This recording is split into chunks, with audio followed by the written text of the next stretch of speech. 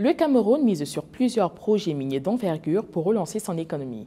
Les projets de bauxite de Méné Martap, celui de fer de Mbalam Nabeba, avec une composante ferroviaire et portuaire, et l'exploitation de Rutile Bipindi Grand Zambi sont au cœur de ces dynamiques. Aujourd'hui, le secteur minier ne représente qu'environ 1% du PIB hors pétrole, mais ses perspectives sont considérables. Pour en parler, nous recevons Foucalistos Gentry, ministre des Mines et de l'Industrie par intérim. Monsieur le ministre, bienvenue sur Africa 24. Monsieur le ministre, peut-on dresser aujourd'hui une estimation précise du potentiel minier du Cameroun? Je peux seulement dire que le Cameroun a des unités lithologiques très importantes, le craton de Congo et la ligne volcanique du Cameroun. Les unités très spécifiques. Et on a les fer, cobalt, nickel et toutes les choses associées avec le craton de Congo. Mais sur la ligne volcanique du Cameroun, la bauxite, on est sur 7. Voilà le projet Méné Martap. Les terres rares, le lithium, beaucoup d'autres choses. Et entre ces deux grandes unités, on a la zone mobile où se trouve de l'or, Rutile, ça tend de l'est jusqu'à la Damawa vers le nord. On est en train de voir les nouveaux gisements de l'or et les indices très importants encore au centre, dans les zones comme Dikinemeki, avec les études mises à notre disposition par la Banque mondiale à travers le projet Precasem. On a les anomalies qui vraiment montrent que la position géographique du Cameroun lui donne ses potentiels. Je ne peux pas tout élaborer, mais nous avons davantage remettre ces potentiels en projet. On a 16 projets actuellement, mais ce numéro va augmenter, ce nombre de projets va augmenter avec l'exploration minière qui est en cours. Donc, le potentiel est énorme. Mais pour accompagner ce potentiel, il y a une stratégie et une vision pour le secteur minier. Malgré cette abondance géologique, le secteur minier ne représente qu'environ 1% du PIB national, loin derrière l'agriculture ou le pétrole. Comment le gouvernement entend-il inverser cette tendance et faire du secteur minier un véritable levier de croissance? Mais quand les gens parlent même de pourcent, il n'a jamais eu un secteur minier au Cameroun. Donc quand les gens parlent de contribution d'un secteur qui n'existe pas, c'est maintenant qu'on est en train de mettre en place cette stratégie pour que le secteur minier démarre. Les carrières, des sables, toutes ces choses, ce n'est pas la mine. Donc aujourd'hui, on a les projets. Sur le programme lithier, on a les espaces qu'on doit remplir. D'ici quelques jours, on va voir le partage de production de fer pour Grand Zambi. On va commencer à parler de la contribution des secteurs miniers au PIB. Donc, ça n'existe pas parce qu'il n'y avait pas la mine. Aujourd'hui, on peut citer les projets qui ont déjà démarré. Dans 9 mois, on va commencer les premières exportations de la bauxite. Et tous ces chiffres vont se traduire avec une présence directe dans l'économie. C'est là où on va commencer à parler de la contribution des secteurs miniers dans le PIB du Cameroun, parce qu'avant, ça n'existait pas. Le projet de Méné Martap couvre une superficie de plus de 1000 km², traversant plusieurs localités des départements du Mbiré et du Ndirem. Quelles garanties pouvez-vous donner quant aux bénéfices concrets attendus pour les populations riveraines en termes d'emploi direct et indirect, de développement local, de transfert de compétences? Écoutez, nous sommes en train de développer un projet, ce n'est pas seulement un projet minier, c'est un projet mine-industrie. Ça veut dire... nous avons attaqué ce problème par législation, par technologie et par l'environnement. Sur le plan de législation, le Cameroun a mis en place un code minier qui est vraiment innovatrice en Afrique, où il y a partage de production. Dès que la mine commence, l'État va commencer à tirer les bénéfices. Alors, avant, c'était les dividendes. Dis-moi comment, avec 10%, dans une société, on peut attendre les dividendes.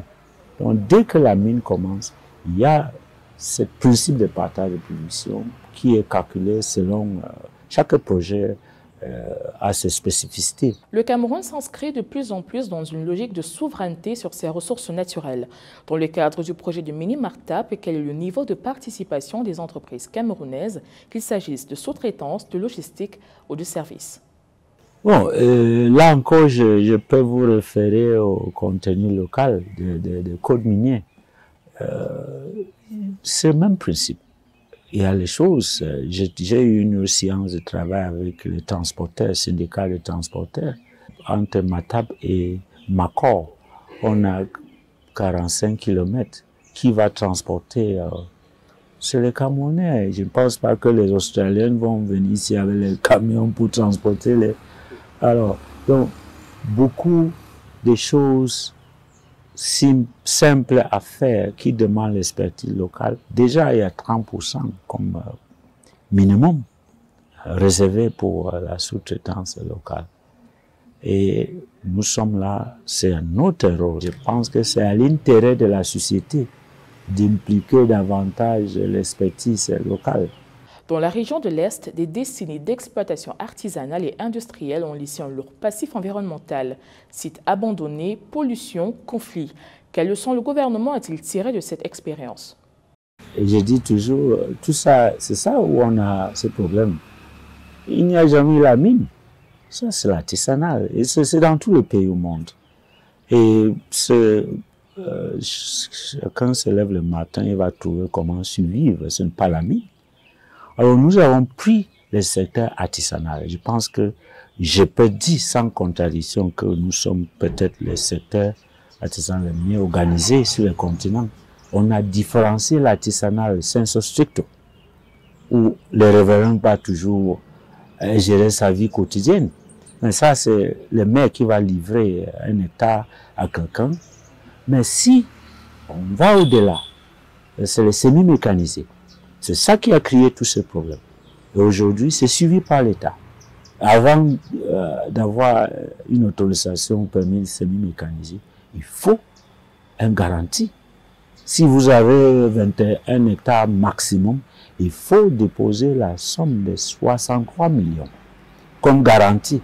Si vous allez abandonner, l'État va prendre sur lui-même de réparer l'environnement. Alors, pour ce que les gens ont fait avant que ces lois soient en place, nous sommes en train de chercher avec les organisations internationales comment réparer tous les dégâts qu'on a laissés. Le permis d'exploitation attribué à Kamaliko couvre une durée de 20 ans renouvelable. À quelle étape en est-on aujourd'hui dans la phase de mise en œuvre? Bon, comme vous voyez, nous avons lancé presque 10 volets. Il y a beaucoup de choses. C'est un projet qui touche plusieurs secteurs. Le port autonome de Douala est impliqué. Camrail, à travers le ministère des Transports, est tout impliqué. Le ministère des Travaux publics, mine proprement dite, l'industrie.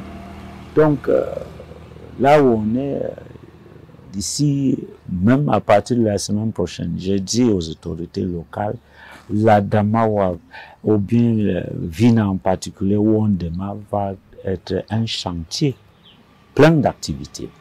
La route a démarré déjà, les sites miniers, on va commencer à développer la mine à ciel ouvert, les rails, on a beaucoup d'activités sur les rails. Il faut élargir la capacité d'1,5 million actuel à 2,5 millions pour accommoder 1 million de tonnes extra. Mais à la fin de tout ça, on va être capable de transporter 10 millions de tonnes de fer par rail. Les chantiers entre Matap, Makor et tout le long de Makor jusqu'à Douala, on va avoir une activité.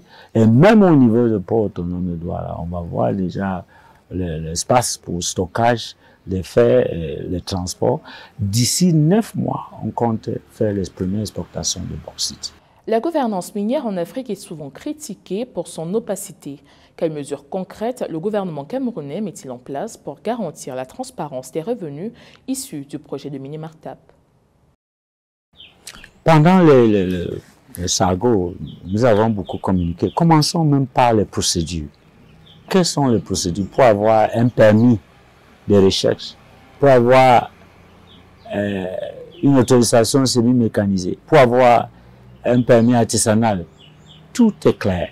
Les maires livrent certaines choses au niveau de la commune.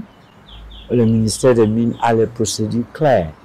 Si vous voulez un permis de recherche, il faut au moins une expérience dans la matière. Et si vous n'avez pas, nous ne demandons pas trop. Il faut juste associer avec quelqu'un, une société, qui a déjà l'expérience.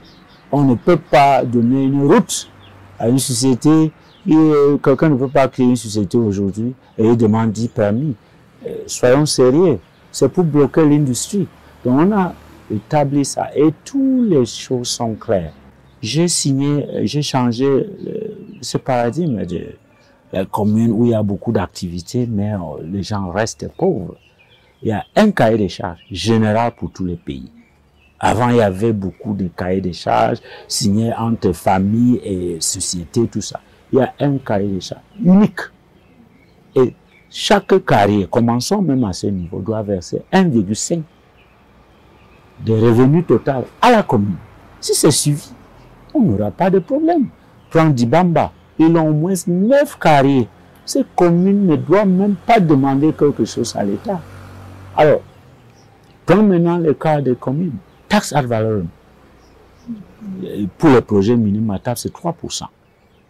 Total de ces projets qui va être versé à la commune.